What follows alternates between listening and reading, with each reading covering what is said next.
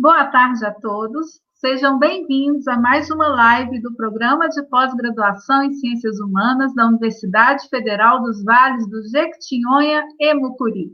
Hoje, nós temos aqui dois convidados ilustres, vamos dizer assim, dois docentes do nosso programa, a professora Adna Cândido de Paulo e o professor Gustavo Henrique Hucker.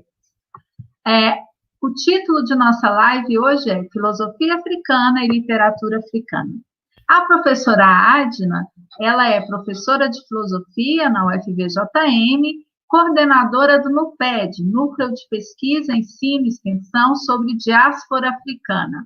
Atua em vários temas concernentes às populações negras, africanas e afro-brasileiras, com especificidade nos estudos sobre filosofia africana.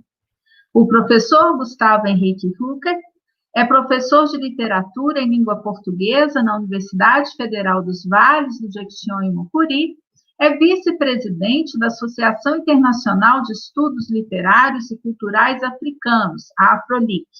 Seu principal interesse de pesquisa envolve as relações entre literaturas contemporâneas de língua portuguesa e pós-colonialismo. Gostaria de lembrá-los que um pouco antes do final de nossa live, nós disponibilizaremos o link para os certificados, ok? Lembrem de verificar em seus respectivos e-mails se esses certificados chegaram por lá. Passo inicialmente a palavra para a professora Adna e depois nós passaremos a palavra para o professor Gustavo.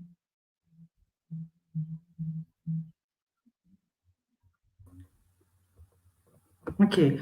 Bom, eu começo agradecendo a Ana, né, coordenadora do Programa de Pós-Graduação em Ciências Humanas, ao professor Carlos Henrique, né, que está dando todo o suporte aqui para essa apresentação, e a todo mundo que está nos ouvindo aí, né, obrigada aí por participar dessa roda de conversa. Eu gostaria de abrir essa conversa com vocês, conduzida pela Força de Sankofa, que é aí, Ana, se você puder colocar aí, né, que é um dos adinkras que compõem a escrita dos povos Akan. Esses povos estão localizados tanto no país de Gana como no país da Costa do Marfim.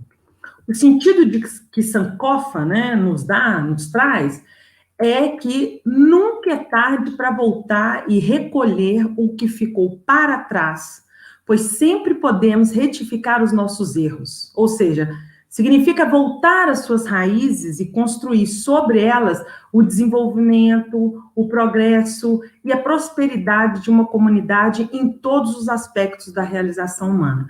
Por isso ele é representado dessa forma, como se fosse uma galinha que vira o pescoço para pegar alguma coisa que está atrás, não é?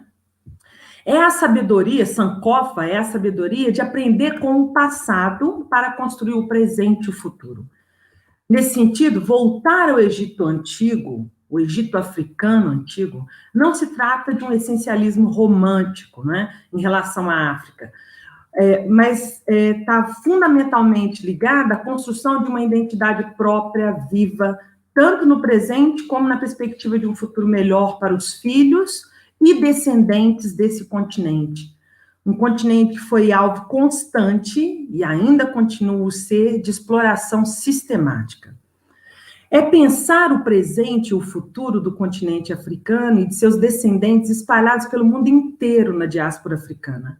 Realizar Sankofa é uma forma de combater o epistemicídio, que o Ocidente impôs ao continente africano, negando de uma forma abusiva e descarada o que é o berço da civilização, o berço da humanidade, a civilização egípcia, que se mantém durante 35 séculos em um nível de uma rara humanidade que o mundo moderno atual não consegue se igualar.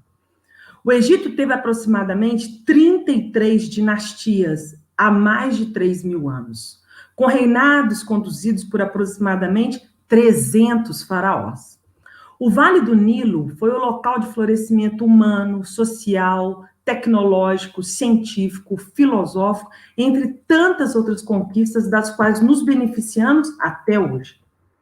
O dano que o secular epistemicídio causou às populações negras, ficou cortando, espalhado por todo o mundo, é gigantesco e criminoso, cujos danos são irreparáveis. Falando especificamente sobre a filosofia africana, é preciso dizer que elas são plurais, diversas, que têm temas e métodos próprios, como também dialogam com a filosofia ocidental.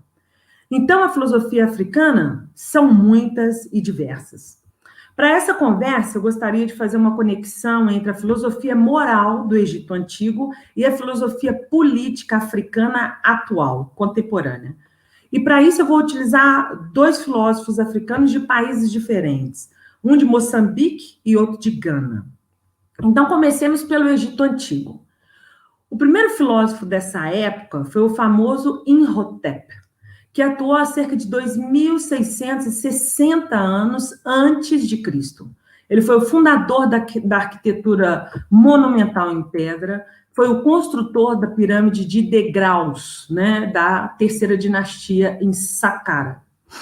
A filosofia moral desse período se voltou para os conceitos do bem, da percepção, da verdade, da justiça, da equidade, da ordem cósmica e social, ou seja, todo o âmbito de atuação de Maat. Foram reflexões sobre um verdadeiro humanismo, voltado para as noções de respeito à divindade e à humanidade. Isso na contramão do humanismo teórico dos séculos das luzes, por exemplo. A moral egípcia é uma moral prática que se funda no conhecimento e no aprendizado do dever de se conformar à verdade e à justiça, que são os valores de Maat, que é a lei moral suprema, né? Como já nos apresentou, e muito bem, Teófilo Obenga. Bom, é uma moral, uma lei moral sem moralismo. É uma lei civil, uma lei moral civil, focada na solidariedade e na fraternidade reais e não abstratas. A moral egípcia, então, tratava de todas as relações do homem com o seu próximo, com os deuses e com o Ocidente. Há muitas obras que informam sobre o pensamento moral do Egito faraônico e se apresentam na forma de ensinamentos, de sabedorias, de máximas, não é? Bom, então, o mais antigo, né, os dois mais antigos são as máximas de Ptahhotep, conhecido como Papyrus Price, ou Pris, do Império Antigo, que foi escrita mais ou menos em torno de 2780 a.C., né?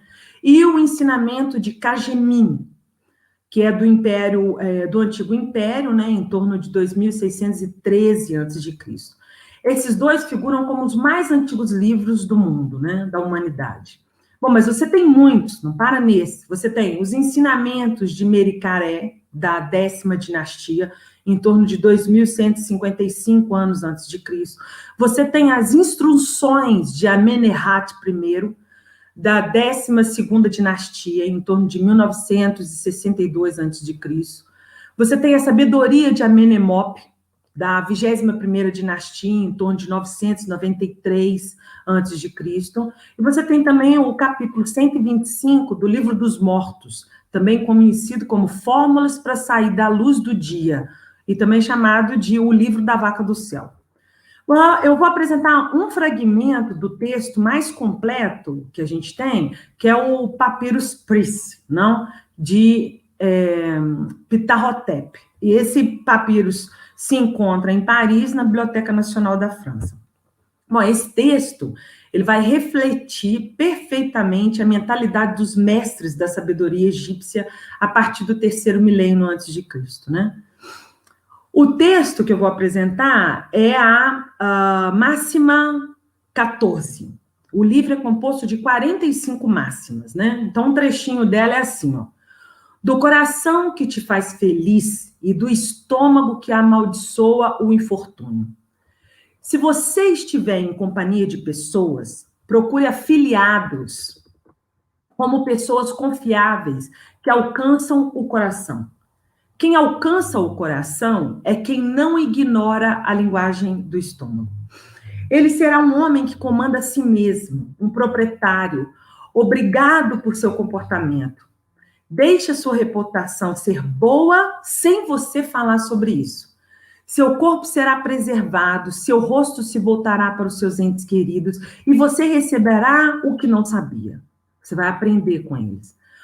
O coração de quem ouve o estômago, ou seja, de quem ouve o desejo, de quem ouve a vontade, está perdido. Ele despertará insatisfação por ele, não por amor. O coração estará nu e seu corpo não será ungido. Uma pessoa com um grande coração é um presente de Deus. Uma pessoa que obedece ao estômago, obedece ao inimigo. O fundo dessa reflexão vai surgir muito mais tarde na filosofia de quem? Sócrates, Platão, Aristóteles. Todos três fizeram seus estudos no Egito, né? Sendo que alguns deles, por exemplo, Plotino reconhece isso, né? Heródoto reconhece isso e tal. E no século XIX, todas essas informações foram apagadas, né? Bom, o que essa noção traz? É o controle do desejo do corpo com foco na razão. Mas prestem atenção, a razão aqui na filosofia egípcia é o coração. E o coração deve ser conduzido a partir da força e da presença de Maat, né? Quem é Maat? Maat, que é a lei moral, é um conceito que tanto indica uma ordenação social, cosmológica, como também as noções de ordem, de justo, de equilíbrio do mundo, de equilíbrio cósmico, de justiça, de verdade, de retidão da ação, de retidão moral, ou seja, ela é o equilíbrio da justiça. Teófilo Obenga, um filósofo congolês, nos mostra que Maat é o estado justo da natureza e da sociedade. Ela representa o que é correto, exato, como também a ordem, a justiça e a verdade. Maat é uma orientação para o dever e para a ação humana, né? Uma condução, né? Que pode ser tanto individual quanto coletiva. Sendo dada como uma tarefa para o ser humano, Maat se apresenta como uma promessa e recompensa sob a forma do direito e da justiça, como veremos no julgamento de Osíris. Então, Maat, portanto, se opõe à desordem e à injustiça. No plano cosmológico, Maat representa o equilíbrio do mundo. Já no plano individual, Maat significa o respeito pelas regras do bom convívio e um certo número de princípios morais. E ela também funciona no plano político, porque ela corresponde ao espírito do respeito à fraternidade, que supõe a igualdade real, não abstrata, não é? Liberdade, igualdade, fraternidade abstratas, né, no modelo ocidental. Maat pressupõe essa igualdade real, efetiva, concreta, né, de todos os seres humanos. Maat é representada, né, aí, Ana, se você puder colocar a imagem aí de Maat, Maat é apresentada como uma deusa com uma pena de avestruz na cabeça, né? Então, ela é a filha de Ra, o deus Sol do Antigo Egito, e é também a irmã do faraó, que é uma outra divindade, né? Tanto o pensamento como os sentimentos e as ações deveriam ser dirigidas por Maat. Por isso se dizia no Antigo Egito as expressões como dizer Maat, fazer Maat, pensar Maat, que significa o quê? Significa falar a verdade, praticar a justiça, pensar a verdade, não é? Por outro lado, significa abster-se de praticar o mal, a injustiça e a iniquidade. Maat faz, então, a conexão inseparável entre sentir, pensar e agir. O oposto de Maat, como eu disse, é a desordem, né? A desordem social, é a desordem cosmológica, é a injustiça, é a ganância, é a violência, é a guerra. São as falsificações, é a irracionalidade e o caos. Como é Maat, que está no ato de criação da vida e do cosmos, caberá ao faraó, né, que é o governador que organiza essa sociedade, estabelecer Maat e impedir o caos. Ao fazer isso, o faraó se reconecta com o ato inaugural da criação do universo, né? No pensamento atual negro-africano, Maat encontra ressonância na noção de Ubuntu, bem conhecida, né? Que também representa as noções de justiça, solidariedade, respeito, dignidade, compaixão, humanidade, entre outras tantas, né? O Ubuntu, até mesmo na base da jurisprudência tradicional africana, ele é considerado, né? Ele é levado em conta na dimensão da justiça, né? Quando se quer bem julgar uma pessoa, a gente diz que essa pessoa tem Ubuntu, que significa que ela é generosa, acolhedora, amigável, compassiva, ou seja, é uma maneira de dizer: minha humanidade está inextricavelmente ligada à sua. Pertencemos ao mesmo grupo de vidas. Um ser humano existe apenas de acordo com os outros seres humanos. Bom, atrelado a Maat também está o fim último, né? O telos da humanidade, né? Como a gente vai avaliar a nossa trajetória de vida individual e a nossa trajetória de vida enquanto coletividade, né? Enquanto grupo humano, né? Bom, e a gente vê isso muito claramente, essa presença de Maat, no julgamento que ocorre no Tribunal de Osíris, né? Então, Ana, se você puder colocar aí para a gente o Tribunal de Osíris, né? Bom, esse tribunal, ele é escatológico, né? Porque ele acontece no fim da vida de cada ser humano. A morte, né? Ela é considerada o oposto de Maat. Então, Maat é vida, Maat é ordem, é justiça. Então, a morte é o quê? É a desordem. Então, portanto, é preciso vencer a morte, sair da morte, não é? Lembrando que essa percepção da morte ocorre 3.000 anos antes da era cristã, não é? Então, esse julgamento não é o julgamento moral cristã que a gente conhece, né? Então, como os egípcios fizeram para vencer a morte? A partir do julgamento de Osíris, que era o deus da vegetação e da vida. Osíris foi assassinado por seu próprio irmão, Seth, que tinha ciúmes da notoriedade, né, de Osíris. Seth corta o corpo de Osíris em pedaços e espalha para todos os lugares. Ísis, que é a irmã e esposa de Osíris, ela procura esses pedaços de carne, né, e o salva da decomposição, que é o processo de mumificação, né?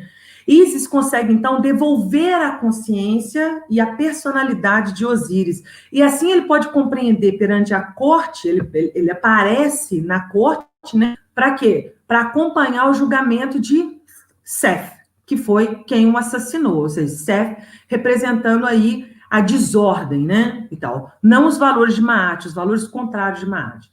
O julgamento de Seth é a alegoria da morte em geral. Seth, no julgamento, ele é derrotado, né? Osíris, morto, né? E reunido, né? Por sua esposa, ele é justificado, ele é proclamado por esse tribunal como justo, né? E ele vai ser colocado como um governante do outro mundo, ou seja, esse outro mundo que é o mundo dos mortos. Assim, a ordem é restaurada. A crise é enterrada, a injustiça da morte é reparada e a pessoa morta é curada. O julgamento transforma a vítima inocente em um membro consciente e ativo da sociedade. O que esse tribunal de Osíris representa? Representa o julgamento da morte, da desordem, da injustiça, não é? O julgamento se faz através da pesagem do quê? Do coração, não da alma, como no cristianismo. O coração é a sede da ação. O coração é a sede da razão na perspectiva da filosofia moral egípcia, não é? Então, ela é a sede da ação, o coração, ele é a sede dos pensamentos e da vontade. Lá no capítulo 125 do Livro dos Mortos, a pessoa falecida, né, tem um relato do julgamento, então a pessoa falecida ela é conduzida por Anubis, como está aí na imagem, para ser julgada diante da corte de Osíris. Osíris aparece nas representações cercados pela companhia de Ísis, sua esposa e irmã. Em um palco vizinho estão 12 deuses que compõem o grande jurado do tribunal. Entre eles está Ru e Sia, que representam o princípio do pensamento e o outro, o princípio da ação. Além deles, existem também 42 assessores divinos, que também são juízes. Então, como é que funciona? O coração da pessoa falecida é colocado em um prato da balança, e no outro prato é colocada a pena de Maat, né? Que ela porta aí na representação. Toth, o chefe dos escribas, supervisiona a operação e registra o resultado numa tabuleta, não é? Ao pé da balança, pode olhar aí na imagem, aguarda quem? A Mit, que é a entidade devoradora, não é? Então, ela tem uma cabeça de crocodilo, um corpo de leão e as patas de um hipopótamo. Caso o coração pese mais do que a pena de Maat, a Mit devora o coração da pessoa falecida, não é? Então, ela não vai fazer o processo total e passar a vida, não é? A vida eterna. O que está sendo jogado, afinal, é se o sujeito viveu de acordo com Maat. A primeira confissão é negativa, é apofática, né? A própria pessoa chega para esse tribunal, e aí o que ela faz? Ela começa a dizer o que ela não fez. Então ela fala, não cometi iniquidade contra os homens, eu não maltratei as pessoas, eu não matei, eu não pedi para matar, entendeu? Ela vai dizendo tudo que ela não fez. E aí, ao final, ela finaliza assim, sou puro, sou puro, sou puro, sou puro. Depois que ela faz essa confissão geral, então ela se vira para esses 12 assessores do tribunal, não é? E começa a fazer um discurso positivo. Então ela disse antes o que ela não era, agora ela passa a dizer o que ela é, o que ela foi, né? Em vida. Então ela diz, eu sou descendente do meu nome, eu vivi de acordo com Maat, eu disse o bem, repeti o bem, eu disse a Maat, eu realizei a Maat, dei pão aos famintos, água para os sedentos, roupas para o homem nu, entendeu? Então, ele vai fazendo a parte positiva. Na sequência dessas confissões, a pessoa falecida é levada a Osíris para ser declarada uma Maaqueru e passa a fazer parte dos Maatiu, ou seja, daqueles que viveram de acordo com Maat. E ele pode, então, se juntar ao mundo da vida após a morte, né? Eternamente, ele vai ficar, então, aonde? Ele vai para onde? Ele vai para os campos de Aru, que é também chamada de terra da verdade da palavra. Bom, os mortos justificados, esses que passaram e foram absolvidos, né? Tornam-se imortais e vivem entre os deuses pela eternidade.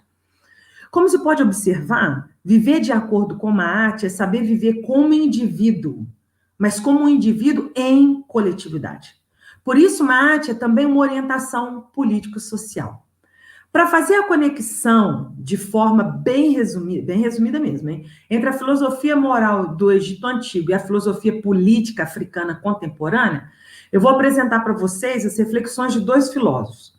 O moçambicano Severino Nguema, que teve, né, a Moçambique foi uma colonização portuguesa, e o ganês Kwasi Wiredu, não é? De colonização inglesa, né? Gana. Bom, o foco dessa análise é a noção de contrato social. Vou falar de contrato social. Contrato social, tradicionalmente, tem sido abordado no Brasil, nas universidades, eu mesma dava aula desse jeito, não dou mais, a partir das referências francesas e inglesas, através das obras de Thomas Hobbes, John Locke, Jean-Jacques Rousseau, obras que são, de uma maneira geral, baseadas na defesa da liberdade individual e na defesa da propriedade privada. Para além dessas defesas óbvias, o que essas obras camuflam é o contrato racial. Quem fala sobre isso é o filósofo jamaicano Charles Mills, na obra de mesmo nome, O Contrato Racial. Bom, nessa obra, o Mills demonstra que as reflexões europeias sobre o contrato social, desses autores que eu acabei de citar, buscaram regular a relação entre as elites brancas e ajudaram a criar um contrato racial, que tanto formal quanto informalmente permitiu aos brancos oprimir e explorar os não brancos e violar seus próprios ideais morais. O contrato social ocidental propõe um tipo de sociedade em que o caráter estrutural do racismo impede a realização dos fundamentos da democracia, ou seja, liberdade, igualdade e fraternidade, não se sustenta dentro de uma perspectiva de Estado baseada na liberdade individual, né? Bom, saindo essa chave de leitura colonizante e racista, a gente vai entender como o Severino, em Guenha, propõe um contrato social tripartite, né? Então, ele tem duas obras em que ele vai falar disso, né? A primeira, Os Tempos da Filosofia, Filosofia e Democracia Moçambicana, e a outra obra, Filosofia Africana, das Independências às Liberdades. Bom, para o Nguyen, a democracia está para além de um processo eleitoral. A democracia deveria consistir na inserção de um indivíduo no seio da comunidade e na participação integral de sua vida. Os valores da democracia deveriam ser o respeito aos direitos dos seres humanos, a igualdade entre os cidadãos e o respeito pela dignidade das pessoas. E esses direitos deveriam ser inegociáveis. Nguyen defende constituição de modelos institucionais de democracia, ou seja, do Estado, que deveriam ser atrelados à realidade histórica e cultural de cada sociedade, e não baseadas em estruturas importadas de outros países, como os do Ocidente, por exemplo, como o Brasil faz frequentemente. Ele vai propor, então, para Moçambique, um tipo de um contrato social dividido em três etapas. Um contrato cultural, um contrato social propriamente dito e um contrato político, né? No contrato cultural, ele volta, pela mesma, como eu comecei essa fala aqui, para o espírito de Sankofa. Então, o que ele vai propor? Que a população de Moçambique se volte para a tradição a fim de aprender com as culturas tradicionais os elementos que ofereceram para que essas comunidades, né, utilizaram para a resolução de problemas atuais e futuros. Ou seja, aprender o essencial do espírito da tradição e, ao mesmo tempo, acolher a modernidade de uma maneira também crítica e seletiva. Ou seja, ninguém está pensando numa África idealizada, não.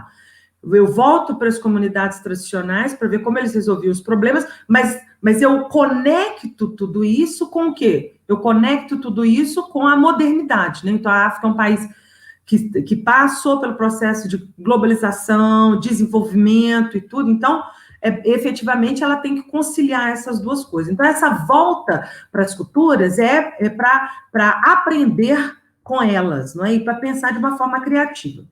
A segunda parte do contrato, que é um contrato tripartite, seria o contrato social propriamente dito. A base desse contrato social, para ele, é o seguinte: o foco, o paradigma são as liberdades democráticas, que elas devem estar atreladas à busca da justiça social, pois uma sociedade democrática deve buscar, através do princípio da justiça social, impedir o quê? O aumento das desigualdades sociais e materiais entre os indivíduos, e não condicionar uma parcela destes a um grau extremo de desigualdades. Bom, ele usa como metáfora para explicar esse contrato a imagem da costureira, que, de acordo com ele, é o melhor símbolo para representar a justiça no contexto africano. Formado por uma heterogeneidade cultural e social que precisa ser unida e não dividida, não é? Bom, então, assim como a costureira utiliza linhas diferentes, né, dispersas, né, e cose, né, costura essas linhas de uma forma a unir todos esses pedaços, né, sem rasgar o tecido que ela está trabalhando, é preciso que a democracia funcione em prol da diminuição das desigualdades entre pobres e ricos, em prol da justiça distributiva. A liberdade advinda da democracia liberal, ou seja, ocidental, por si só não garante uma democracia de fato, pois não é possível ser livre uma organização que se estrutura a partir das desigualdades sociais. E o resultado disso a gente está vendo agora, né? A terceira parte do contrato, então, é a parte do contrato político. Então, eu vou resumir esse contrato político, né? Em que ele vai dizer todos os partidos deveriam estar juntos para impedir o quê? Para impedir que as forças imperiais, as forças dos colonizadores, determinem os andamentos políticos de Moçambique, Então, ele fala, os partidos moçambicanos, eles deveriam fazer o quê? Garantir a participação da população nos debates, nos espaços democráticos, né? E não deveriam rivalizar por questões étnicas e por apoios internacionais, não é? Bom, a coalizão dos partidos, ou seja, a junção desses partidos, deveria proteger os interesses moçambicanos, né? Um contrato político em que os governantes, independente do partido, deverão imperativamente respeitar e defender a todo custo um número de valores, mesmo materiais, que não podem ser alienados sem o consentimento explícito dos moçambicanos, através de um referendo, por exemplo. Bom, caberia, assim, aos políticos moçambicanos juntar, juntamente com a sociedade, né, ouvindo a sociedade, estabelecer o que é público e celebrar o que é a essência mesmo da liberdade moçambicana, não é? E determinar aquilo que não é negociável, não é? Então, trata-se, em última instância, do quê? De viver mate. Os partidos se unem, nada que seja contra Moçambique a gente aprova. A gente defende tudo que é a favor de Moçambique, mesmo que a gente tenha diferença entre nós, nenhum político vai fazer alguma decisão que seja contrária a Moçambique, não é? Bom, para finalizar a minha fala, eu vou estabelecer, então, uma relação entre esse contratualismo triplo, né, proposto pelo Ingüenha, com a ideia de democracia por consenso, defendida pelo filósofo ganês Kwasi Wiredu, né? Bom, nessa proposição, ele faz um apelo à política apartidária, sem partido, né? Então, ele fala, esse modelo é o único modelo, né, de sistema político tradicional dos Ashantis, em Gana. Então, ele vai se inspirar, ele está fazendo um pouco do que o Ingüenha, né, o Severino, propôs. Ele volta para as comunidades tradicionais e pensa como é que vai funcionar isso, como funcionou, não é, uma democracia por consenso nesta comunidade, né? Então, qual é o espírito dessa democracia por consenso? Aí, Ana, se você puder colocar a última imagem para mim, é o adinkra, esse adinkra que vocês estão vendo, que se chama Funtum Mirecum Denkien Mirecu. Um nome difícil, né? Mas esse nome todo, né, o que ele diz, né? A imagem diz, né, que é tipo um ideograma, os adinkras, né? Ele é representado por dois crocodilos dividindo um estômago, né? Um ligado ao outro na forma de X. E apreendem que, ao brigar entre si, né, ao disputar entre si, ambos ficam com fome. Este adinka representa a necessidade de unidade na diversidade. E é uma advertência também contra brigas internas, quando existe um destino em comum, não é? Se os crocodilos pudessem ver que a comida era, em qualquer caso, destinada ao mesmo estômago, né, ao estômago dos dois, a irracionalidade do conflito ficaria clara para eles e eles parariam de disputar, não é? Mas é possível tomar esse espírito desse adinkra para se pensar uma política partidária, ou seja, uma política sem partidos? Os Ashantis mostram que sim. Pois os seres humanos têm a capacidade de, eventualmente, atirar suas diferenças para o fundo do poço da identidade de interesses individuais. Para os Ashanti, não há problema de relações humanas que não possam ser resolvidos por meio do diálogo final. Eu estou terminando, tá, Ana? Só para informar, eu estou acabando. Então, duas cabeças juntas pensam melhor. Por quê? Porque elas compartilham um só estômago, porém, brigam pela comida. Então, isso é o contrassenso da noção de duas cabeças pensam melhor, né? Para os Ashanti, a busca do consenso, né, da democracia por consenso, era um esforço deliberado para ir além da decisão da opinião da maioria. Então, vamos fazer uma relação aí com como funciona o governo, a organização estatal por partidos, né, múltiplos partidos no Brasil, né? Então, ele fala assim, a opinião pela maioria, né, a maioria dos votos decide o que é, ela é ela é negada pelos achantes, eles não trabalham com isso, né? Ela não é boa para uma tomada de decisão, porque ela priva o quê? A minoria do direito de que a sua vontade seja refletida na decisão tomada. Ela priva a minoria do direito de representação na decisão em pauta. Bom, para o Iredu, um sistema partidário baseado no consenso, como um princípio central de organização política no continente africano, poderia evitar problemas evidentes de um sistema multipartidário, como é o que acontece no Ocidente e aqui também nas Américas, não é? Segundo o Iredu, há evidências consideráveis que mostram que a decisão por consenso era muitas vezes a ordem do dia nas deliberações africanas e constituía um princípio. Para que o consenso funcione, né, que dê conta, é preciso que todas as partes sejam capazes de sentir que os seus pontos de vista, né, foram adequadamente levados em consideração, foram discutidos, não é? E foram considerados nessa reflexão, né? E o consenso, ele pressupõe o quê? Uma posição original de diversidade. A base do consenso é o quê? É o diálogo. Porque as questões nem sempre se polarizam em linhas de contrariedade estrita. Então, o diálogo pode suavizar as arestas, para produzir compromissos que sejam aceitáveis para todo mundo, não é? Bom, então, o Iredu mostra como o consenso funcionou em um exemplo concreto, né? Eu vou terminar com ele.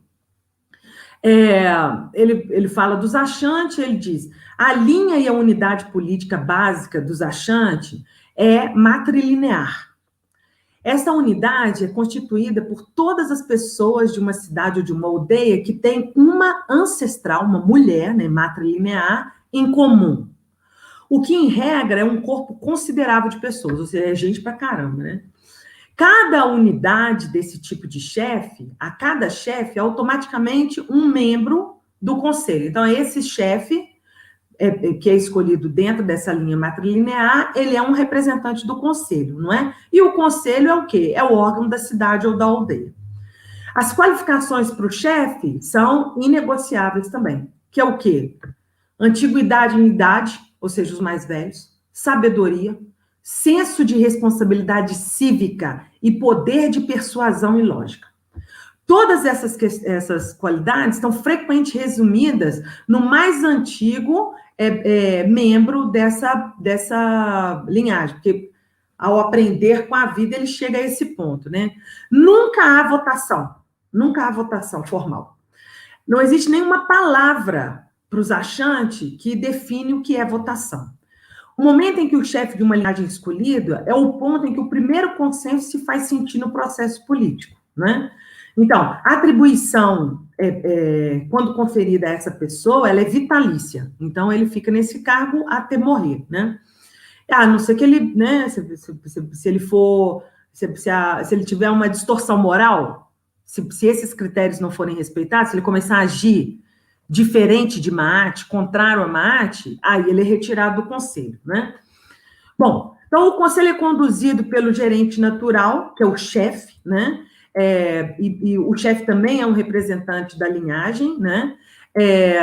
E o chefe coordena esse conselho. Acontece que a palavra pessoal do chefe não é lei. Ele é um representante, não é? Então, ele não tem, eu sou a lei, não existe isso. A lei é tirada no consenso dos grupos, né? Eu vou pular um pouco, senão eu vou acabar faltando com respeito com o Gustavo, né? Então, eu vou encerrar aqui, ó. Na visão dos achantes, a representação substantiva, né? Porque existe a representação formal, que é aquela do governo, né? Instituída, não é? Formalmente como lugar de poder, e existe a representação substancial, que são aqueles que não estão em lugares de poder, mas todos eles participam conjuntamente do conselho, né? Para se chegar a isso, né? Então, ele fala, toda representação formal deve ser substancial. Então, ela não segue a lei, o estrito da lei, né? Da letra da lei. Não, ela não faz isso, porque ela é substancial, ela segue o movimento do grupo, não é? Então, é através dessa junção entre representação formal e substancial que se chega ao quê? A estabelecer Maat. Como? Estabelecer a ordem, a justiça e a verdade. Então, do ponto de vista dos achantes, o consenso é o antídoto contra a desordem, contra a guerra, contra a segregação, contra a injustiça, não é? Então, qualquer sistema político seriamente dedicado à justiça, à ordem, à equidade, não é? Ele deveria se instituir como o quê? Baseado nessa estrutura que tanto dá conta da representação formal quanto da representação substancial, o que, por exemplo, não acontece no Brasil, né? Bom, então, encerrando, a política de consenso apartidário, né, que está sendo proposta, ela pode ser uma saída? Então, o Heredu diz, sim, uma saída possível. E dois fatores devem ser considerados. Primeiro, as associações políticas poderão ser encaminhadas para canalizar todos os pluralismos desejáveis, são bem-vindos, né? E segundo, sem as limitações da filiação de partidos, incansavelmente dedicado à luta pelo poder ou pela manutenção do poder, os representantes serão mais propensos a serem acionados pelos méritos objetivos de determinadas propostas e por considerações posteriores. As indicações aqui tornam plausível supor que no sistema consensual apartidário, nenhum grupo étnico ou ideológico ficará com a sensação de estar continuamente afastado de uma participação no poder do Estado. Se for válida, especialmente no que diz respeito à sua dimensão de direitos humanos, deveria ser uma referência para toda a humanidade. Eu encerro assim a minha fala. Obrigada.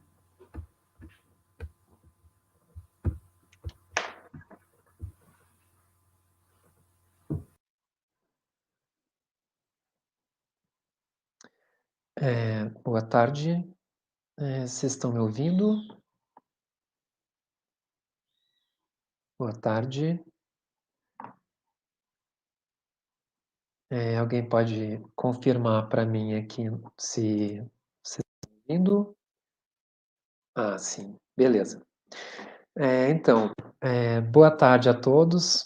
Antes de mais nada, eu queria fazer um agradecimento especial aqui à professora Ana, coordenadora do Programa de Pós-Graduação em Ciências Humanas, ao Carlos e à Vitória, professores do programa. São esses três que têm organizado essa série de lives, que tem sido uma alternativa bastante importante nesse momento em que, infelizmente, a gente não pode dialogar presencialmente. Queria fazer um agradecimento à Adna, que é uma colega por quem eu tenho muito respeito e muito carinho. Queria agradecer também a todos que nos estão assistindo, né? Vi que tem muitos alunos e ex-alunos aí de Minas Gerais, do Rio Grande do Sul. Queria agradecer a Sônia Sultuani, poeta, artista plástica moçambicana, que nos acompanha. E queria fazer um agradecimento especial aos meus pais, Dona Ede, seu Frederico, que estão nos assistindo. Essa tem sido uma grata surpresa desses tempos difíceis, né? Graças às tecnologias, eles têm podido acompanhar, né? Eles têm acompanhado aí meu trabalho virtualmente. Bom, quando convidado para falar aqui sobre literatura africana, eu achei que seria bastante pertinente trazer algumas provocações levantadas pelo escritor moçambicano Mia Couto em seu texto Que África? Escreve o escritor africano. Esse texto, que foi publicado no livro Pensatempos, originalmente foi uma fala proferida na feira do livro da Cidade do Cabo, na África do Sul, em 2012, onde o seu romance Terra Sonâmbula foi aclamado como um dos 12 melhores romances africanos. Mas o que faria de um romance ou de qualquer outra obra literária africana? Bom, a primeira provocação já está presente no próprio título da fala, né? Que África, ou qual África, escreve o escritor africano. E isso já sugere um pressuposto fundamental, a existência de Áfricas, no plural. Africa is not a country, escreveu em seu recente texto a poeta angolana Paula Tavares, incorporando o famoso título do trabalho fotográfico de Merrick Knight. Apesar da afirmação África não é um país ser bastante conhecida, ainda não é de amplo reconhecimento o fato da África ser um vasto continente com 54 países e uma infinidade de diferentes etnias, diferentes culturas, diferentes línguas, diferentes religiões. Em sua fala, Miyakoto segue. Alguns se apressam a encontrar uma essência para aquilo que chamam africanidade. Estão ocupados em encontrar uma raiz, mas afinal se assemelham à ideologia colonial. Ora, o pensamento essencialista, que procura associar identidades a representações fixas, homogeneizantes e estereotipadas, foi o principal instrumento utilizado pelo colonizador, e isso é um consenso que perpassa obras de diferentes pensadores, como Eduardo Said, Homi Bhabha, Gayatri Spivak, Stuart Hall, Boaventura de Souza Santos, Anthony Appiah e tantos outros oriundos de contextos coloniais. Assim se reduziu a pluralidade espacial de um continente inteiro a um nome, África, e os seus povos a um adjetivo, africano. Nesse sentido, é impossível não lembrar aqui da famosa palestra da escritora nigeriana Chimamanda Adichie em Oxford, O Perigo de uma História Única. Na ocasião, ela comenta que quando foi estudar nos Estados Unidos, ouviu de um professor de literatura que os seus romances não eram autenticamente africanos. Segundo ela, foi a primeira vez que ela ouviu essa expressão. Que autenticidade ela, como nigeriana, deveria carregar e não carrega? Bom, seus personagens geralmente são nigerianos de classe média urbana, que estudam, trabalham, enfrentam o trânsito, consomem coisas como moda e música pop, como qualquer outra pessoa nessas condições em algum grande núcleo urbano do planeta.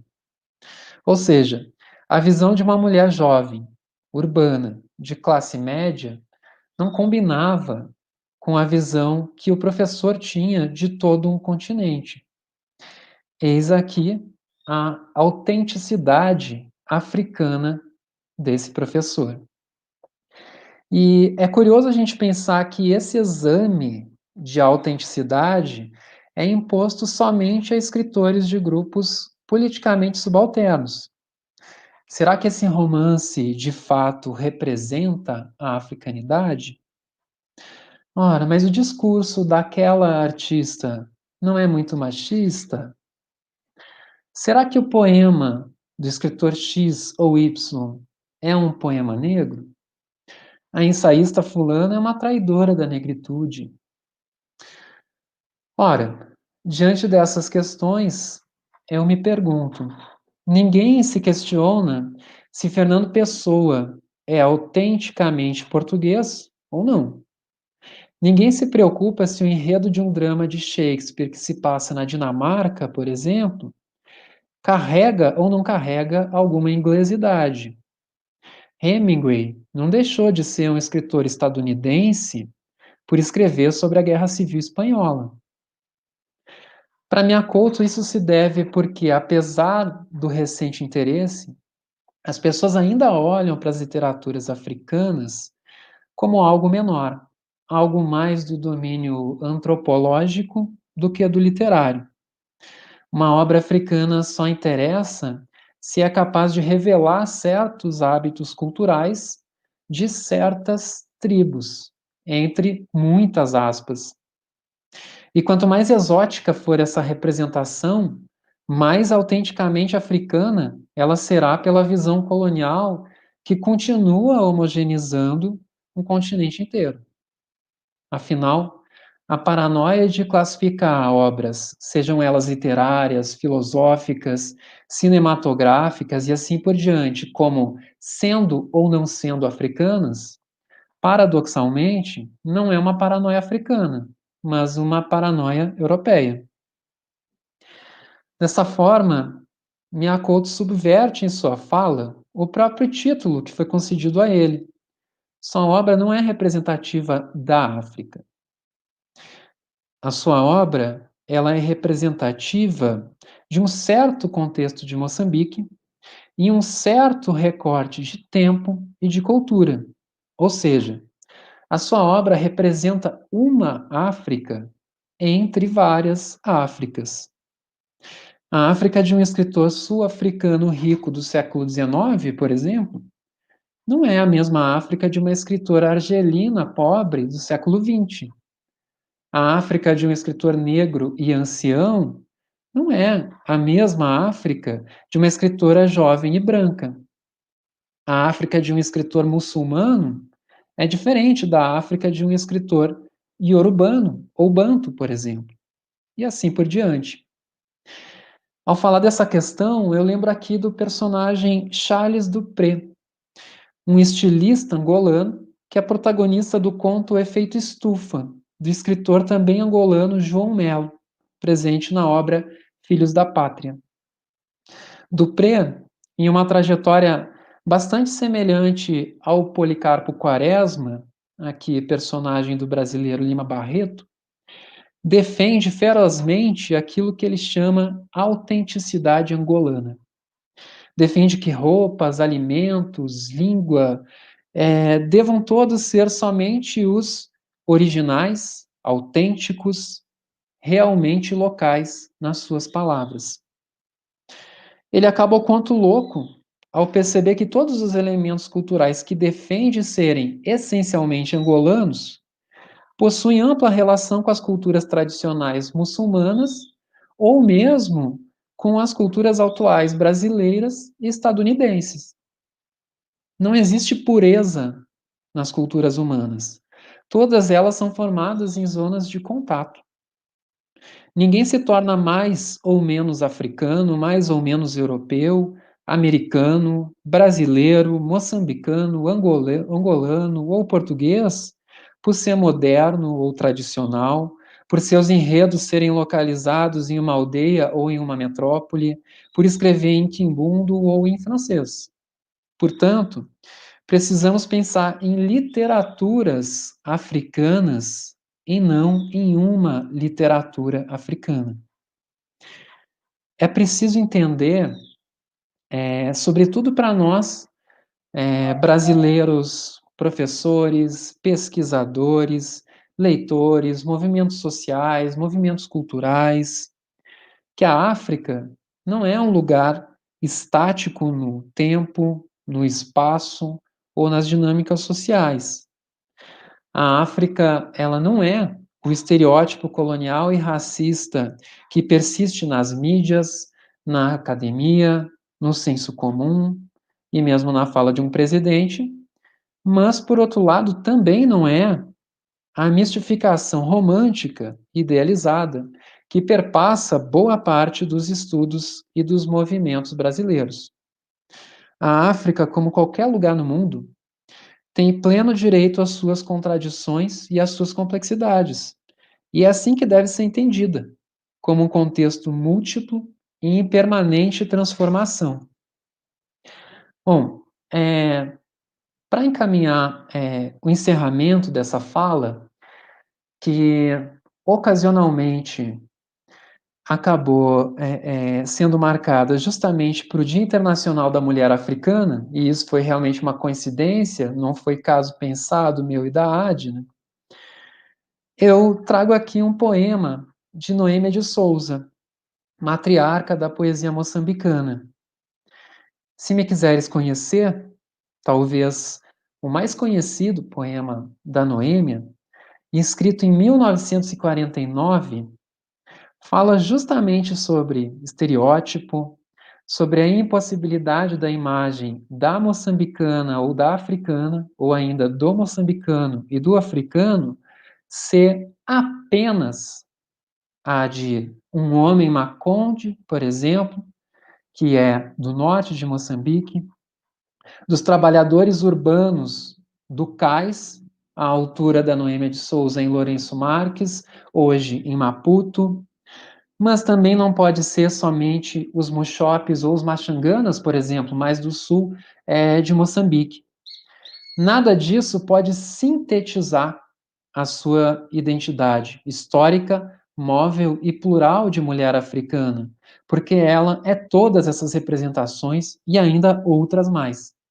Então, o sujeito lírico desse poema, ele se constitui mulher moçambicana e africana pela heterogeneidade de suas referências. Nesse sentido, a Noêmia faz poesia, mas também faz filosofia. Ela traz em seus versos importantes pressupostos sobre a identidade africana, que também trouxeram na filosofia importantes nomes como Kwame Nkrumah, Amilcar Cabral ou Anthony Appiah, por exemplo. Até porque quando a gente fala em pensamento africano, é importante a gente entender que a gente muitas vezes aborda o pensamento a partir dessas caixinhas do pensamento ocidental, né? A filosofia, a literatura, a historiografia, as leis, mas em muitas culturas africanas essas coisas não estão isoladas. É justamente por meio da oralidade, por meio da narrativa, por meio do ritmo, que os mais velhos passam aos mais novos os ensinamentos religiosos, os ensinamentos da história de sua comunidade, os ensinamentos morais sobre aquilo que é permitido e o que não é permitido em determinada cultura, e assim por diante. Então, em homenagem às mulheres africanas, eu encerro, então, essa fala com Noêmia de Souza. Se me quiseres conhecer, estuda com olhos de bem ver esse pedaço de pau preto que um desconhecido irmão Maconde, de mãos inspiradas, talhou e trabalhou em terras distantes lá do norte. Ah, essa sou eu. Órbitas vazias no desespero de possuir a vida, boca rasgada em feridas de angústia, mãos enormes, espalmadas, erguendo-se em jeito de quem implora e ameaça, corpo tatuado de feridas visíveis e invisíveis, pelos chicotes da escravatura. Torturada e magnífica, altiva e mística. África, da cabeça aos pés. Ah, essa sou eu. Se quiseres compreender-me, vem debruçar-te sobre a minha alma de África, nos gemidos dos negros nos cais, nos batuques frenéticos dos muxopes, nas rebeldias dos maxanganas, na estranha melancolia se evolando de uma canção nativa noite adentro. E nada mais me perguntes se é que me queres conhecer, que não sou mais do que um búzio de carne, onde a revolta da África congelou seu grito inchado de esperança. Então, muito obrigado. Passo a palavra, então, para a Ana, que é a nossa mediadora, para ela organizar as perguntas aqui como ela preferir. Muito obrigada, Gustavo e Adna, especialmente por mostrar essa diversidade das literaturas e das filosofias africanas. Vou passar as perguntas, né? E aí vocês respondem primeiro a Adna, depois a gente passa para o Gustavo, ok? Infelizmente, por conta do tempo, eu vou fazer um bloco, né? São 4 perguntas que a gente tem aqui, e aí vocês respondem de acordo com o que vocês acharem mais adequado, tá bom? Então, a primeira pergunta que nós temos é da Mônica Santos, que diz o seguinte: filosofia e religião/espiritualidade seriam realidades próximas no princípio da filosofia africana? No segundo ponto, segunda pergunta é do Robson de Brito, que foi orientando da Adna no nosso programa, né? O Robson diz: por favor, explique a ligação entre o axé pelos iorubás e a perspectiva da simbologia do coração para os egípcios. A terceira pergunta que nós temos, só um minuto,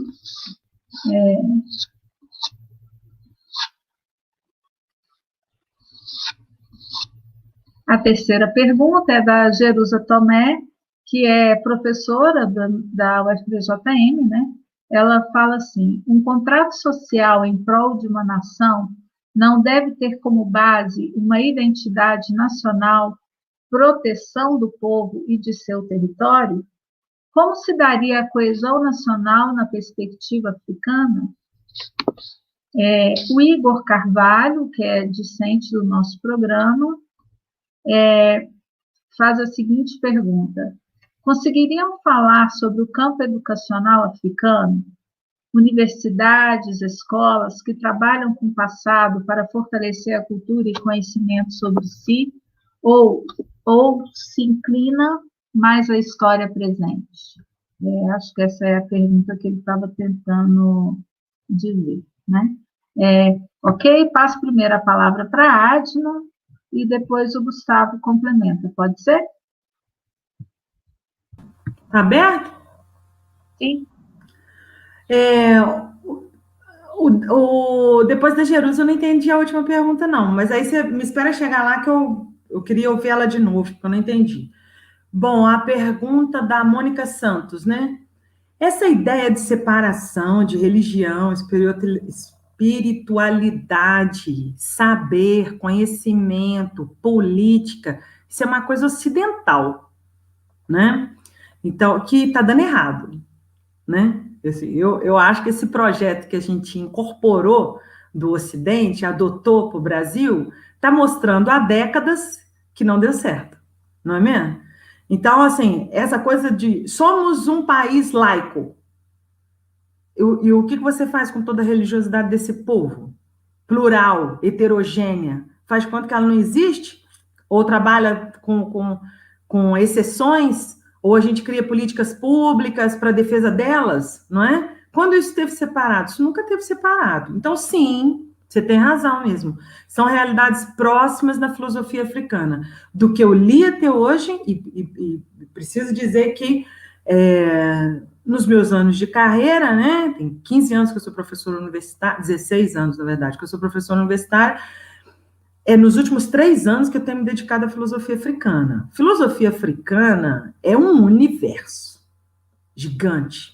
Então, tipo assim, eu posso dizer que toda a filosofia africana faz essa conexão? Não posso dizer. Mas, do que eu li até então, sim, essas coisas não estão separadas, ok? Mas pode ser que a gente encontre aí um filósofo africano mais inspirado numa perspectiva ocidental e que vê isso separado. Mas, até agora, os que eu estou estudando não veem isso separado. A pergunta do Robson, né? Robson, axé me parece um princípio inteligente de vida, não é? Que acompanha a vida da pessoa inteiramente, o tempo todo. Ele pode aumentar, ele pode diminuir, não é? Então, você trabalha em prol do seu axé e tal. Eu acho que Maat, que é essa composição de ordem, justiça, equidade, que entra na balança com o coração, ou seja, o coração está sendo pesado a partir dessas orientações, não é? Eu acho que tem mais a ver com o Ori. Mas eu tenho pesquisa desenvolvida nisso? Não tenho. Então, fica a provocação para você. Fazer um artigo, um estudo e tudo mais, para fazer uma análise da perspectiva do Ori, não é? Que a cabeça é um centro pensante, essa parte do de ser pensante, condução da ação e tudo mais, é o que eu consigo perceber em relação ao coração, tá? Mas isso é algo para investigar. Eu já vi algum trabalho feito comparando ou o Ori ou o Axé com o coração na filosofia moral antiga? Não vi ainda, entendeu? Então, fica aí a provocação mesmo para ver. Mas eu tenho a impressão que tem mais a ver com o Ori do que com o Axé. A pergunta da Jerusa, aí, Ana, você pode repetir para mim a da Jerusa? Ana? Estava voltando, acho. Então, a Jerusa disse o seguinte: um contrato social em prol de uma nação não deve ter como base uma identidade nacional, proteção do povo de seu território. Como se daria a coesão nacional na perspectiva africana? Ok. Se eu falar perspectiva africana, se eu responder em nome da perspectiva africana, significa que eu conheço toda a filosofia africana. Eu conheço? Não. Então, eu posso falar sobre quem escreveu sobre o contrato, não é? Sobre quem tem atuado na filosofia africana na área da filosofia política. Então, vou falar desses dois especificamente, porque a gente também poderia falar do Achille Mbembe, mas eu não acho que o Achille Mbembe vem com uma proposição tão interessante, no sentido tão de resgate da cultura tradicional desses povos, né, dessas aldeias, dessas comunidades e tudo mais. Eu vejo o Achille mais numa reflexão de reconhecimento das tradições, valorização das tradições, mas já dialogando, mas dialogando diretamente e que seja para demonstrar a ineficiência, em certos casos, da filosofia ocidental, né? Porque filosofia, é preciso que a gente entenda que filosofia não era para ter sido um discurso enclausurado em conceitos, criando uma estrutura de sistemas, não é? Em que somente quem é do sistema entende o que está sendo dito, né? Eu tive uma experiência extremamente horrorosa. Eu não sigo nenhum, não sou adepta de nenhum filósofo específico, né? Para dizer assim, eu sou seguidora de fulano, não. Eu tenho problemas e filósofos me ajudam a pensar esses problemas. Então, eu fui num evento de heideggerianos e abri a boca no início da fala para dizer que porque cada um que sentava se dizia mais heideggeriano que o outro, né? Eles estavam disputando quem era mais heideggeriano. É a coisa mais louca do planeta, né? Então, um brasileiro que para Heidegger devia estar no campo de extermínio, né? E você está aqui disputando para ser o especialista no cara. E aí eu disse que eu não era heideggeriano, era kantiano, era aristotélico, não era nada. Eu tinha um problema, meu problema era o mal, que é o tema da minha segunda tese, portanto, qualquer um que me ajudasse a refletir sobre isso, eu usaria. Nossa, eu quase saí de lá correndo. Porque os caras quase me mataram, entendeu? Porque dizer que eu não era como se eu tivesse feito uma crítica. Não era uma crítica, era a realidade.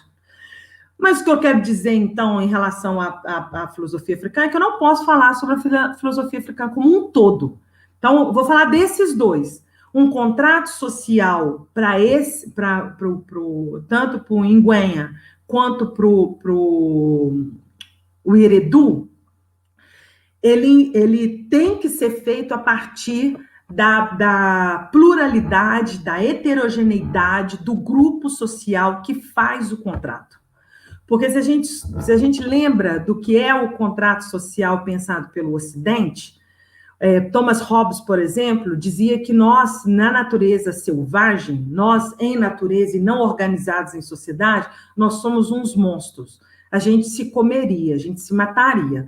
Então, para evitar esse tipo de coisa, a gente se organizou em sociedade.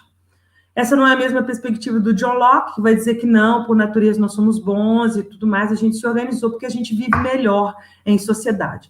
Então, entendendo esse princípio de contrato social, não é tanta questão identitária, Porque senão você vai chegar... Não existe uma identidade que dê conta da pluralidade, da diversidade. Então, no Brasil, por exemplo, a gente tentou criar a identidade miscigenada, não é? Somos todos misturados, somos todos... temos todo sangue indígena, negro, caucasiano, do europeu e tudo mais, seja dos europeus que vieram migrando para o Brasil, seja do explorador, né, que era Portugal, nós nos tornamos uma pátria miscigenada. E a gente sabe que isso é uma mentira absurda, não é? Não houve nenhum projeto de respeito às identidades, não houve nenhum projeto de democracia racial, identitária, isso nunca existiu, não é? Então, aqui no Brasil, nós temos separados não só por classe social, mas principalmente racial, né, por diferenças raciais, que determinam quem é rico, quem é pobre, quem tem poder, quem tem direitos, quem os exerce. Ou seja, na letra, todo mundo é igual, mas, de fato, materialmente, não somos todos iguais. Então, a ideia de identidade nacional era um pouco perigosa, não é? O que esses caras estão propondo é uma compreensão do seu próprio território, né, do seu próprio país, como, no caso do Iheredu, ele está falando de toda a África, não está falando só de Gana, né? E o Severino está falando especificamente de Moçambique. Mas, assim, eu peguei 2 de colonizações diferentes para mostrar exatamente isso. Qual é a proposta dos 2? É um retorno à tradição, não um retorno romântico, voltaremos a ser indígenas, por exemplo. Não voltaremos a ser indígenas, não somos os indígenas, nem os indígenas são os indígenas como povos originários, né? Eles foram influenciados, foram atingidos pelo processo desenvolvimentista e globalizante, né? Estamos todos conectados, mas, na verdade, estamos todos sozinhos, né? E, então, não existe esse retorno, mas existe o quê? Olhemos para a tradição e aprendamos com a tradição a entender o nosso próprio presente e criar perspectivas de futuro. Então, nesse sentido, o Severino, em Guenha, propõe o contrato, que é um contrato cultural, social e político, senão não funciona, e o Iheredu pensa na ideia de consenso, não de votação, não de vários partidos. E a ideia dele, né, que ancestralmente africana, foi incorporada, por exemplo, o Rousseau, porque o Rousseau defende, no contrato social, né, Rousseau defende, por exemplo, o plebiscito. Ele diz plebiscito. Ele diz mesmo que não deveria ter eleições, que nós deveríamos indicar as pessoas, as mais capacitadas, mais inteligentes, porque essa pessoa vai dedicar o resto da vida dela ao quê? A ajudar a organizar a sociedade de forma democrática, né? E para essa democracia, a pluralidade das identidades, dos comportamentos, das religiões, né? A diversidade cultural, elas devem ser consideradas. Elas não são uma exceção, elas deveriam ser a regra, né? Não sei se eu respondi a Jerusa, né? E a última, essa realmente eu não lembro. A pergunta. Tudo bem, Adna. Eu vou passar para o Gustavo, e aí ele tenta responder essa última. Na verdade, chegaram outras perguntas, eu gostaria de dizer que, infelizmente, nós não poderemos passar aqui todas as perguntas que foram colocadas lá no nosso chat do YouTube, por conta do adiantado da hora, ok? Então, Gustavo, a pergunta que nós tínhamos era do Igor, que falava sobre, que vocês falassem um pouco sobre o campo educacional africano. Para ele, o que ele gostaria de saber é se as universidades, escolas, trabalham com essa ideia de passado para poder pensar, né, fortalecer a cultura africana, né, ou se isso não, né, é pouco estudado lá. Não sei se você conseguiria, ou a Adna, responder isso. E eu vou só te passar mais uma pergunta, Gustavo, antes de você falar, que é do Robson, novamente, né? e ele pede para você falar sobre a influência das línguas colonizadoras na formação das literaturas produzidas no continente africano, né? Então, por favor, Gustavo, pode falar. Ótimo. Obrigado, Ana. Em relação às perguntas, então, agradeço bastante a participação, as perguntas. Acho que a ideia é essa mesmo, promover o debate. Em relação à pergunta do Igor, eu peço desculpas, mas eu não posso responder porque eu não sou pesquisador da área de educação. Então, eu não pesquiso o ensino africano, não sei dizer se ele é mais focado no passado ou no presente. De qualquer forma, também é importante a gente contextualizar um pouco, né, de qual ensino africano estamos falando, né, porque evidentemente cada um dos países africanos tem o seu projeto educacional e eles não são necessariamente iguais. Mas eu não saberia responder sobre as peculiaridades de cada um dos contextos. Bom, em relação à pergunta do Robson, né, que foi aluno nosso, né, egresso do programa, né, professor aqui de Diamantina, é um grande amigo e agradeço bastante a pergunta dele. Bom, em relação às línguas, eu acho que a gente tem que tomar um certo cuidado para não cair em uma redução bastante colonizadora que é comum, né, recorrente a gente incutir nesse erro, olhando daqui do Brasil para a África, que é pensar essa oposição funcional, binária, e entender as línguas de origem europeia como línguas do colonizador, e de outro lado, as línguas do tronco banto, do tronco iorubá, e assim por diante, como línguas africanas. O português falado hoje em Angola, o português falado hoje em Moçambique é um português angolano, é um português moçambicano, ele não é um português do colonizador. Como eu disse antes, não existe nenhuma cultura isolada no tempo e na história. Toda cultura, o tempo todo, ela se forma e se transforma no contato com as outras culturas.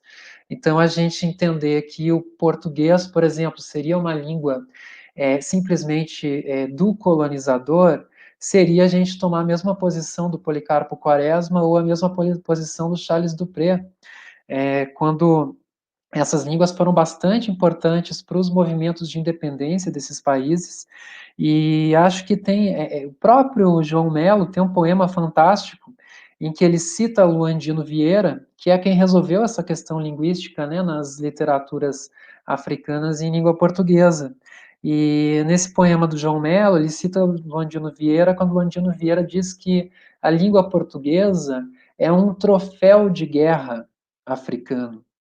Ou seja, aquela mesma língua portuguesa imposta pelo Estado colonial português, mas não ensinada, porque não houve escolarização na colonização portuguesa, é uma língua que é tomada no século XX para, de certa forma, buscar uma unidade entre Bakongos, entre Ambundos, entre Ovimbundos, por exemplo, no caso de Angola, para, a partir daí, pensar um movimento de resistência, um movimento de luta, né? Então, não somos menos brasileiros, por exemplo, por escrever em português e não em tupi, porque tanto o português, quanto o tupi, quanto a tradição nagô, por exemplo, faz parte da nossa identidade brasileira.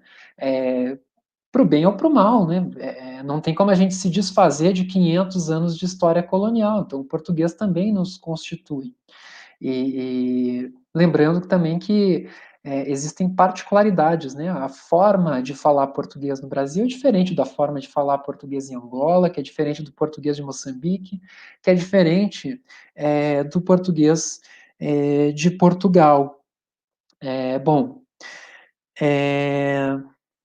depois acho que a Mônica colocou outra pergunta, né? Vou só discorrer rapidamente, porque entra mais ou menos nesse mesmo caminho, né? Ela fala sobre a tradição, né? Da modernidade europeia na cisão do indivíduo.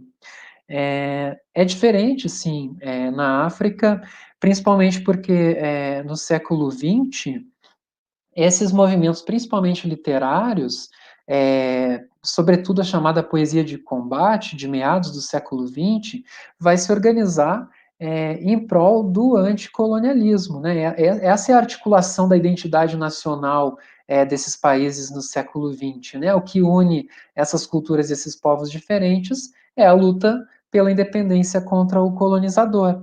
Então, quando esses poetas vão abordar essa questão, evidentemente que há uma particularidade diferente, não há essa mesma cisão do homem europeu, porque é uma peculiaridade contextual muito grande, mas, por outro lado, não existe uma produção literária isolada no tempo e no espaço. Então, não é uma produção diferente no sentido de oposta ou de à parte, e sim de ter as suas peculiaridades, mas dialogar com. Mesmo porque algumas das grandes influências, né, desses nomes da poesia moderna africana são os poetas modernistas brasileiros, por exemplo. Eles leram muitos modernistas brasileiros e isso foi fundamental para esses movimentos poéticos africanos do século XX. Então, é uma outra cisão, também há essa cisão, porque é o indivíduo africano entre a modernidade, entre a tradição, entre a globalização, entre as culturas locais, entre a pluralidade linguística e religiosa local e aquilo que é imposto pelo colonizador. Essa cisão, evidentemente, carrega elementos da cisão do homem moderno europeu e carrega elementos que são diferentes dessa cisão do homem moderno europeu. Enfim, não sei se consegui explicar de maneira clara, mas, enfim, acho que é isso.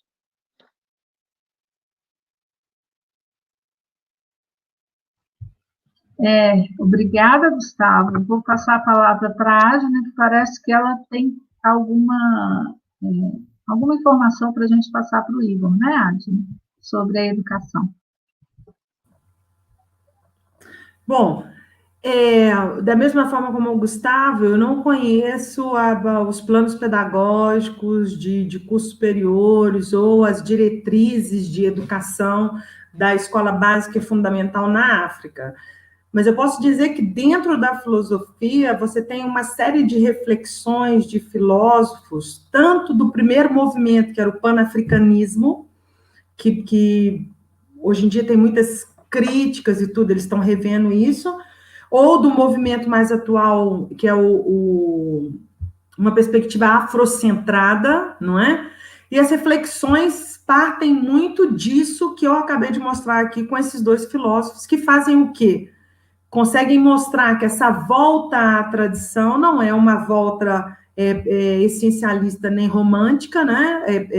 Esse tempo já passou, mas é uma volta para um aprendizado com relação a todas essas riquezas de sabedorias, de orientações que poderiam nos ajudar, né, aos africanos, mas acho que também para a gente no Brasil, a pensar a educação. Aí eu queria só fazer um parênteses, por exemplo, tem para indicar para o Igor aí um documentário que fala sobre a escolarização moderna, né? Escolarização moderna, esse documentário está aí no YouTube. O que ela fala? Ela diz que em várias desses países, dessas comunidades que foram colonizados, o que a gente fez foi adotar modelos de educação importados do Ocidente, né? Frequentemente a gente fala do Brasil como se ele fosse o Ocidente, por exemplo, não é, né? Só as Américas, e para esses caras nós não somos Ocidentes, nada do que eles falam é direcionado a nós somos os latinos, né? Então, nesse pensamento desses filósofos, eles estão fazendo uma proposição de reforma da educação, de uma educação que respeita a tradição, mas que dialogue com a modernidade, entendeu? Quer dizer, não é um congelamento romântico das culturas, muito pelo contrário, mas é incorporá-las ao sistema de educação. Então, é sabedoria com conhecimento. Então, conhecimento é formação tradicional e sabedoria é conhecimento adquirido na experiência da existência, né? Então, esses povos tradicionais têm muito a nos ensinar, como aqui no Brasil, né? Virar temas de estudo obrigados por políticas públicas, quando, na verdade, deveriam ser o centro, né? Eu acho que o sistema de ensino brasileiro deveria ser pautado nisso, ou seja, nas comunidades negras, nas comunidades indígenas e nas comunidades europeias ou de descendentes de europeus vivendo no Brasil, sendo brasileiros e tudo mais, ou seja, a educação não deveria incorporar uma única perspectiva de educação, mas sim, pensando com o Severino Goenga, uma educação tripartite, né? Uma educação que pensa num pacto de respeito às tradições, à modernidade e à heterogeneidade, né? Isso deveria ser o assunto principal e não um assunto de uma obrigatoriedade legislativa, né? Ana, a pergunta do Luiz Carlos aqui me interessa responder, posso? Rapidinho, pode. Não, porque o Luiz Carlos pergunta exatamente na linha do que eu vim dizendo, né? Uma democracia sem partido, ações sociais organizadas pelos movimentos coletivos e comunidades. Luiz Carlos, isso é a perspectiva do IEREDU, não? Então, você tem as representações que são tiradas, no caso deles, né, dos Ashanti, da estrutura de linhagem, né? Linhagem de família, né? Então, quem é a matriarca, quem é a ancestral, e dela quem decorreu, né? Quem são os filhos e tudo mais. Esses ocupariam os espaços de representação formal. Representação formal direito a voto e decisão, não é? Sem voto nesse caso, partir do diálogo e da discussão. Mas ele não funciona sozinho, ele precisa funcionar junto com outro grupo, que é o grupo que ele chama de substantivo. Então, quem são essas representações substantivas? Exatamente isso. Os movimentos sociais, os grupos identitários, os movimentos das religiões todas, entendeu? Então, porque isso é que é a sociedade, entendeu? Então, assim, mesmo com direito a voto, ele não vai, o direito à formalização das decisões legislativas, né, vamos dizer assim, ou judiciárias, executivas e tudo mais, ele não chega a esse ponto sem a participação de igual peso de uma representação substantiva. Então, a representação substantiva é exatamente isso. Então, nesse sentido, não tem partido, não é? É isso. Obrigada, Adna, obrigada, Gustavo. Nós estamos caminhando para o encerramento, né? Então, eu gostaria de agradecer imensamente a participação da professora Adna, né? Especialmente o trabalho que ela anda desenvolvendo no PED, né? Que eu acho que isso é fantástico, né? Iniciativa que começou tem pouco tempo, mas que já está deslanchando, né? Vamos dizer assim, de vento em popa, né? Com todas as atividades que estão sendo propostas, especialmente a necessidade de dialogarmos, pesquisarmos mais sobre a África, né? Tirarmos esse nosso olhar eurocêntrico, né? Sairmos desse olhar e irmos para um olhar mais, vamos dizer assim, que perceba mais essa história, essa cultura, essa filosofia, ou as filosofias, as histórias, as culturas e as literaturas africanas, né? Então, agradeço imensamente, espero que o nosso programa, a partir de agora, tenha várias pesquisas também que envolvam, né? Já tivemos algumas, né, como foi o caso do Robson, né, mas que a gente tenha outras pesquisas também que dialoguem diretamente com toda essa, vamos dizer assim, esse celeiro de conhecimento, né, que nós ainda temos para investigar. Então, agradeço imensamente a Adna, o Gustavo, vou passar para vocês poderem falar um pouquinho, né, e depois eu encerro, tá bom? Adna, por favor. Bom, eu queria começar agradecendo o Gustavo. Eu esqueci de fazer esse agradecimento. E o Gustavo é um senhor companheiro. Tem sido riquíssimo, né, Gustavo? Assim, desde que o Gustavo chegou aqui na universidade, assim, a abertura para o diálogo, assim, e enriquecimento, acho que mútuo, não é?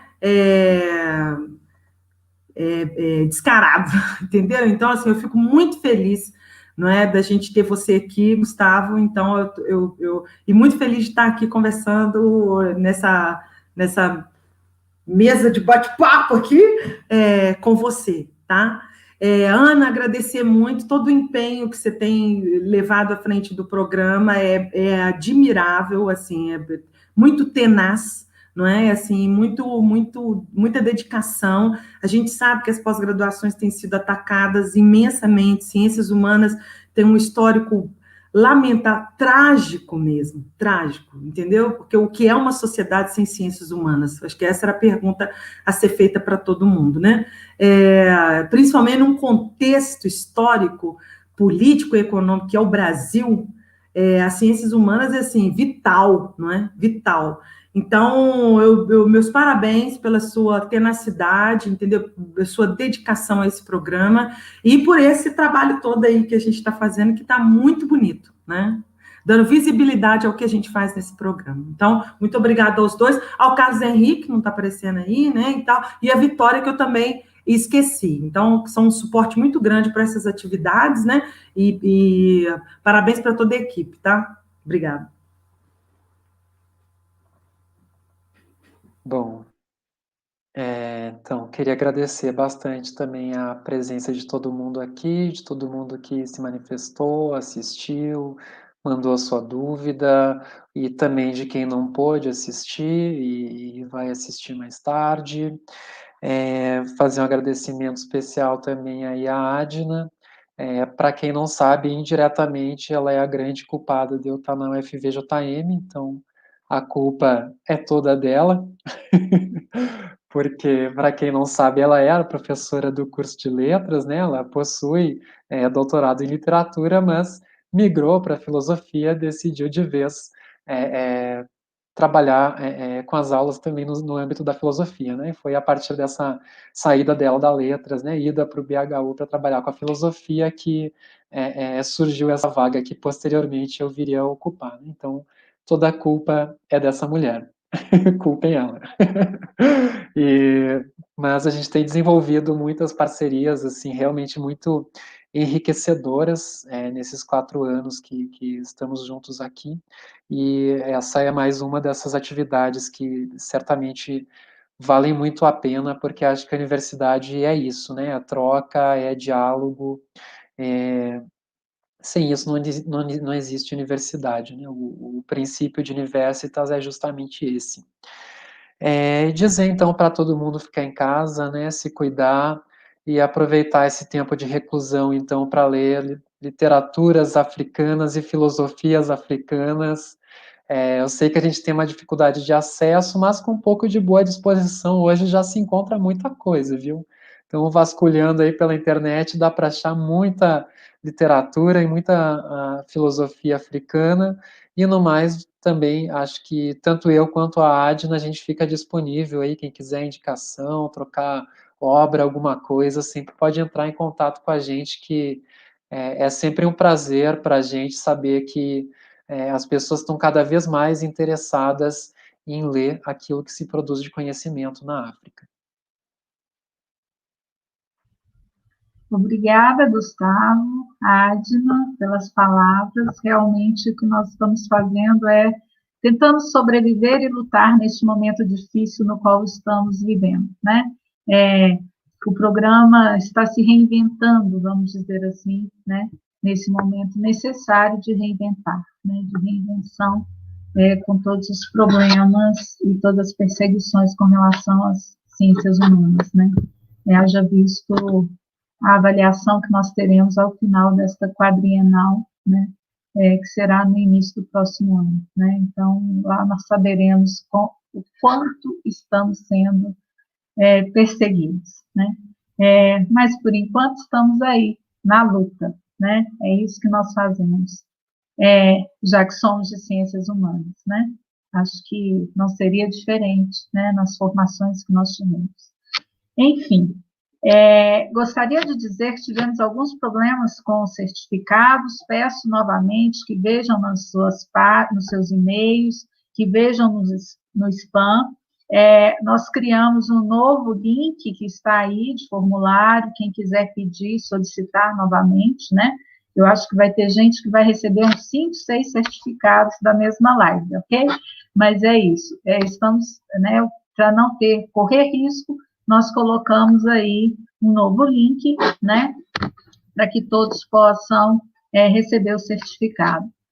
Agradeço imensamente a participação do professor Gustavo, a participação da professora Adna. Gostaria de agradecer também a Sônia Sultuani, que nos acompanhou aqui, né? É uma honra tê-la nos assistindo, e gostaria de reafirmar que nós estaremos sempre abertos para a sua presença aqui entre nós, ok, Sônia? Então, uma boa tarde a todos, um bom final de semana, fiquem todos em casa, e bem, né? Bem de saúde. Nos encontramos na próxima quarta-feira com mais uma live do nosso programa. Boa tarde.